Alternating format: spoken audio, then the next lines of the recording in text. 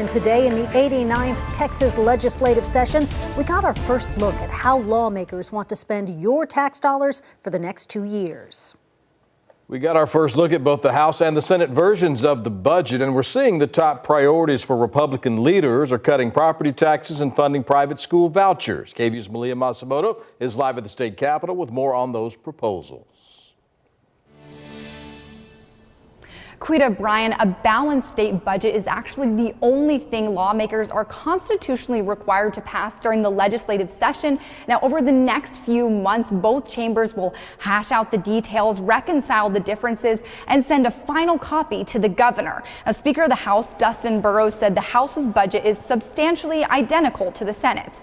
Property tax relief is a big priority for both. The House wants to continue to fund the cost of the $100,000 homestead exemption, which passed last session. The Senate is even trying to increase that exemption to $140,000. Now, for property tax relief, the Senate has proposed $32.2 billion and the House proposed $26.3 billion. Both budgets also include $400 million for school safety and around $5 billion in new funding for Texas public schools. They also both set aside $1 billion for school vouchers that would allow Texans to use public tax dollars to fund private education.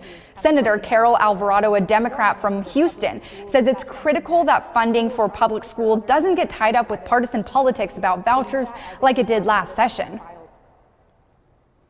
We have to do that this time, and we've got to give our teachers a pay increase. They are long overdue for that, and they are underpaid when it comes to when you compare our state to others. And for anyone watching that says, yeah, but it's going to, undermine public education, just keep these numbers in mind. The budget for public education is about $40 billion.